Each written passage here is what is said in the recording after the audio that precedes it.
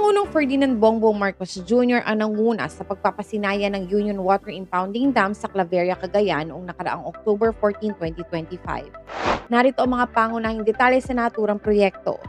Layunin nitong pagandahin ang sistema ng patubig, dagdagan ng resistance sa baha at palakasin ang produksyon sa agrikultura sa Cagayan. Ang proyekto ay nagkakahalaga ng 750 million pesos kung saan 500 million pesos ay para sa water impounding dam na pinondohan ng DPWH at 250 million para sa irrigation component mula sa NIA o National Irrigation Administration. Ang proyekto ay makakapagpatubig sa 1,050 hectares ng lupa at makikinabang ang 1,070 na magsasaka mula sa Claveria.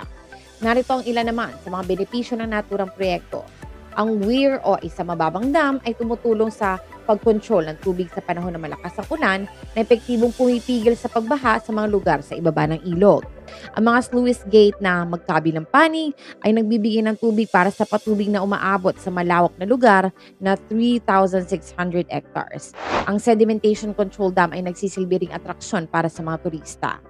Binigyan din ni Marcos ang napapanahong pagkumpleto ng proyekto sa loob lamang ng 14 months na nagpapakita na posible ang epektibong pagkontrol sa baha kung maayos ang pagpaplano at pagpapatupad. Sinabi niya na ang Union Dam ay patunay na kapag maayos ang plano at sincero ang pagpapatupad, makakapagbigay ito ng proyektong tunay na kapakipakinabang sa mga tao.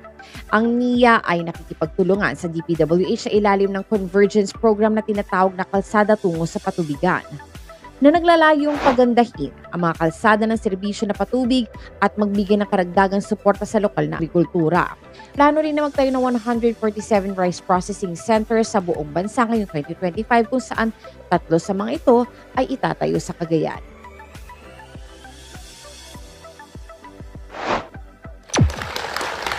Basta't maayos ang pagpagawa, maayos ang disenyo, maayos ang implementasyon. Nilagyan ng dike at drainage system ang dam na mag-iipon at magkokontrol sa tubig para maiwasan ang pagbaha sa tuwing bumubuhos ang malakas na ulan. Ginawa ng slope protection na magsisilbing matatag na daanan ng tubig at magbibigay irigasyon sa 3,000 hektaryang pananim habang pinipigilan ang pagguho ng lupa.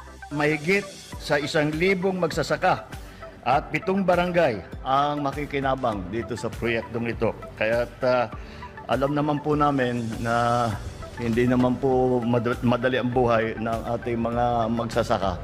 At kaya't lahat ng suporta na kaya namin bigay ay binibigay.